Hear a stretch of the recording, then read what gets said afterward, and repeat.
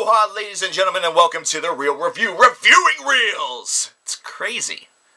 This is a fixture here on the Theater of the Sun where we're going to be looking at some old and new movies and television shows, and we're going to give them a short review, all without revealing that critical plot data, that critical plot information. That way you, the viewer, can view it at your pleasure and not feel as though some jack-off on the internet has told you everything that happens before it's happened. Now on this pilot, on this debut episode of The Real Review, we're going to be talking about probably my favorite show of all time. The show that actually makes me feel as though I am capable of reviewing movies and television shows. This was an obsession of mine that I wondered if it was going to be just a one-trick pony. It ended up being an obsession right down to the very end, and that is the show House MD, or quite simply, House. Now, House follows its titular character, Dr. Gregory House, played by the incomparable Hugh Laurie, who is a master maverick physician who is a specialist in nephrology and infectious disease. He takes all the cases that other doctors are unable to solve. He takes the cases that are extremely difficult, that usually involve rare diseases, diseases that don't come around all of that often, and he has to put the pieces of the puzzle together along with his team. That way he can determine the outcome and save his patients. He has a team of 3 individuals whenever the series begins, which are Chase Cameron and Foreman, which are played by Omar Epps, Jesse Spencer, and Jennifer Morrison. He does have a department head, or he is the department head rather. He does have a hospital head in Dr. Lisa Cuddy, and he also has his best friend in Robert Sean Leonard, who plays Dr. Wilson. Now, the first thing that a lot of people are going to note is the fact that there is a lot of comparison here to the Sir Arthur Conan Doyle Sherlock Holmes series, of course, because Holmes and House so closely together, and then, of course, Wilson very closely related to Watson. So, in a way, this is a medical version of the Sherlock Holmes series, if you want to really get technical, although most of it ends up just being this strange coincidence. Another strange coincidence is the fact that House has an affinity for Vicodin, which is very, very similar to a substance that Sherlock Holmes had a affinity for in the Sir Arthur Conan Doyle series. He has this affinity to Vicodin, however, based around a problem with his leg, which will be revealed later in Season 1. This is something that I cannot tell you because I'd be going against my own code, and that would be really messed up. Holy crap, we're not going to do that. However, you do learn the real genesis point of everything that has to do with his leg, and kind of understand a little bit better after that why he kind of is the misanthropic genius that he is. Misanthropic, that's a big word that means he's really, really grumpy. Yeah, he's kind of an asshole. His bedside manner leaves really a lot to be desired, and this is something that can easily be seen by the one-liners and the oftentimes very demeaning jokes that you can sometimes get in the series, whether they be related to his team members, his so-called friends, or the patient themselves and their family.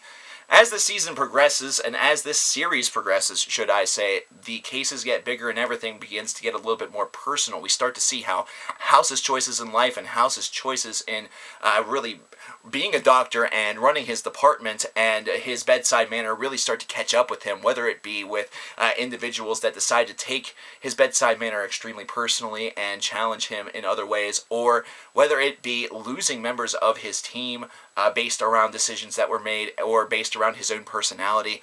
It gets to the point where he does have to find new teams. It does get to the point where a lot of the passion that you see between himself and Lisa Cuddy start to get a little bit more imagined and a little bit more explored. And it does get to be a point where his friendship with James Wilson is severely tested.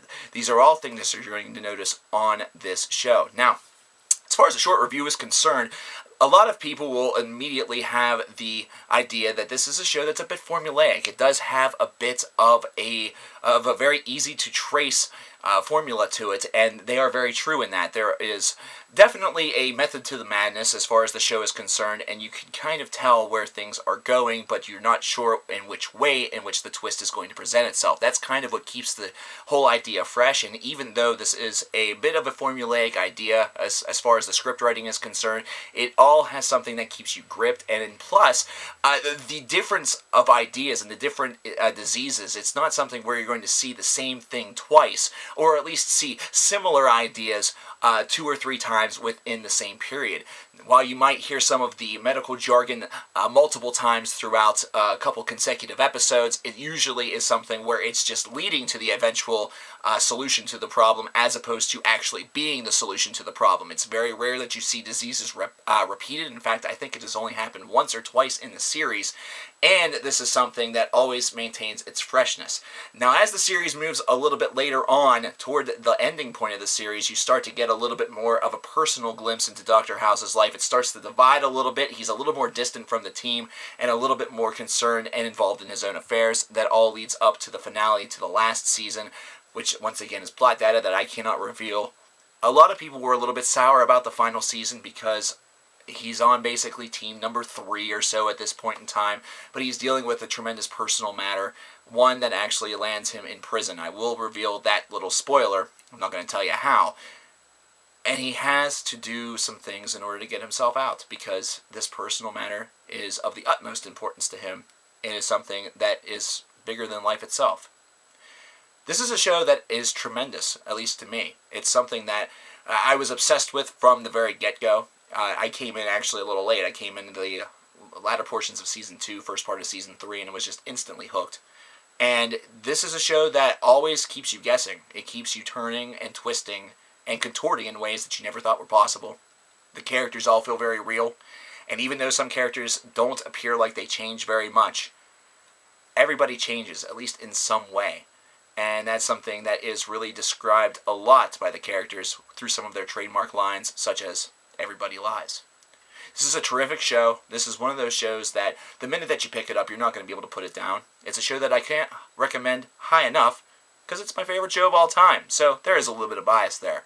But it is a terrific show, even for people that are laymen, people who do not understand the medical jargon, because there's a lot that is thrown around. However, this is one that you will enjoy. 2 thumbs up here from The Real Review. What do you guys think? What do you guys think of House? If you guys are fans already, let me know in the comment box below. And don't forget to hit that subscribe button and like the video, because there's going to be more coming your way now that the Theater of the Sun is up and running. I'll talk to you guys later.